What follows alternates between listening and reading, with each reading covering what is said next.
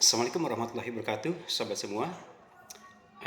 Menyikapi kenaikan PPN menjadi 12% yang merupakan salah satu dari rencana penyesuaian pajak pemerintah yang hal ini diatur dalam Undang-Undang Nomor 7 Tahun 2021 ya, tentang harmonisasi peraturan perpajakan atau Undang-Undang HPP.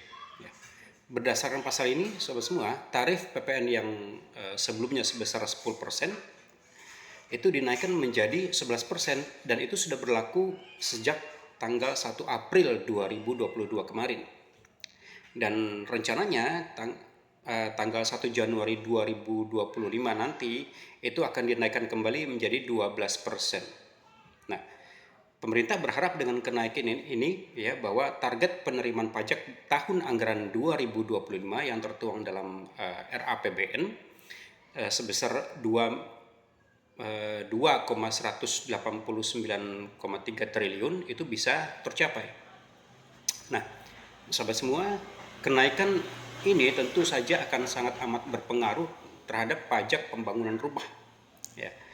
Pada tahun 2022, PPN yang berlaku itu adalah sebesar 11%, sehingga nilai pajak membangun rumah sendiri itu sekitar 2,2%.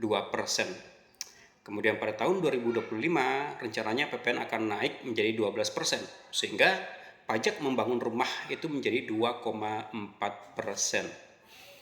Lebih menyedihkannya lagi, ternyata kenaikan PPN ini dari tahun ke tahun ya itu amat sangat berpengaruh terhadap makin menurunnya kelompok kelas menengah masyarakat di Indonesia ini, di negeri ini. Sementara kelompok tersebut itu merupakan penopang dari perekonomian nasional, di mana Badan Pusat Statistik Nasional atau BPS gitu ya, mencatat telah terjadi penurunan jumlah kelas menengah dalam 5 tahun terakhir ini. Tercatat pada tahun 2019, jumlah kelompok kelas menengah sebanyak 57,33 juta orang. Ya, kemudian di tahun 2024 jumlahnya merosot menjadi 47,85 juta orang.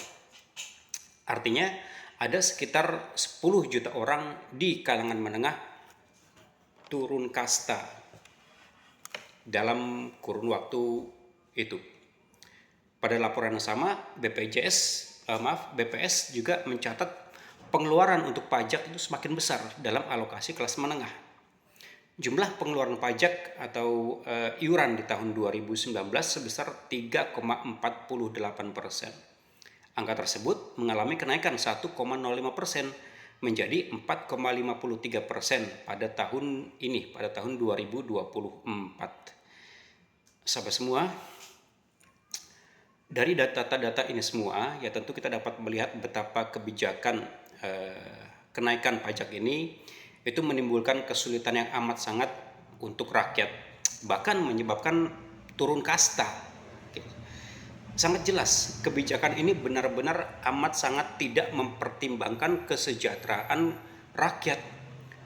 Negara dalam hal ini terkesan menutup mata atas penderitaan yang dialami oleh rakyatnya. Sehingga ketika mereka memutuskan sebuah kebijakan, itu seringkali tidak berpihak kepada masyarakat.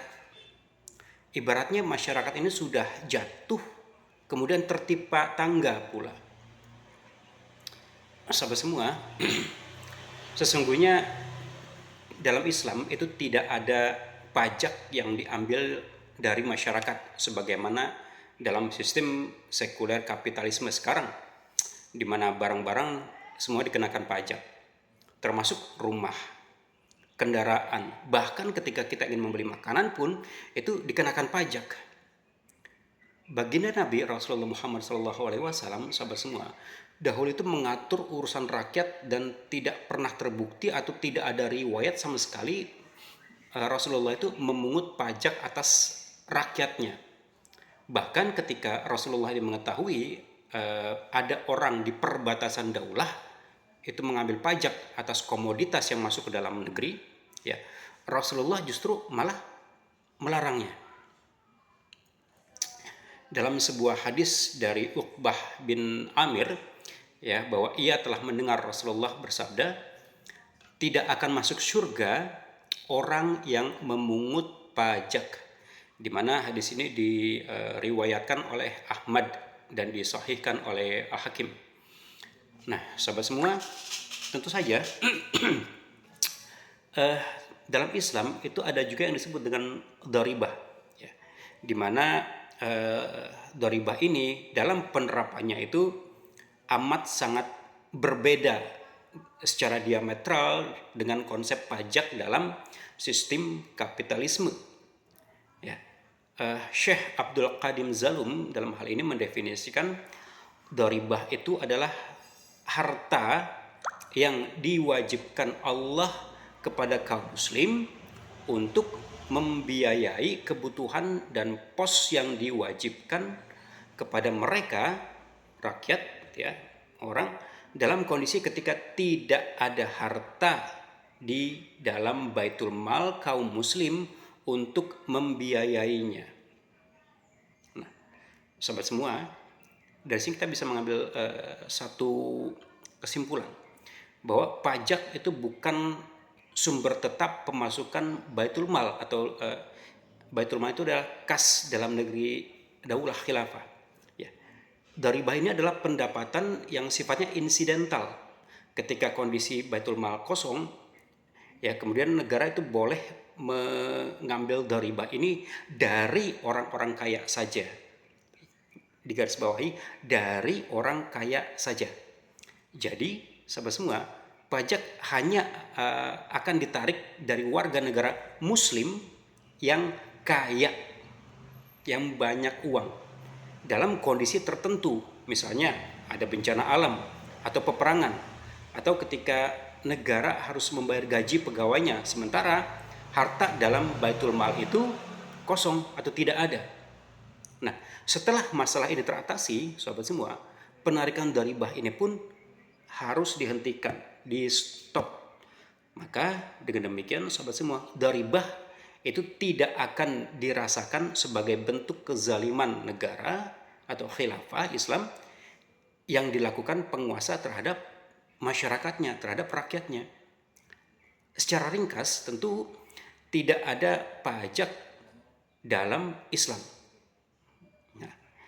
Dan kecuali pada kondisi yang tadi, seperti paceklik dan kondisi baitul mal kosong.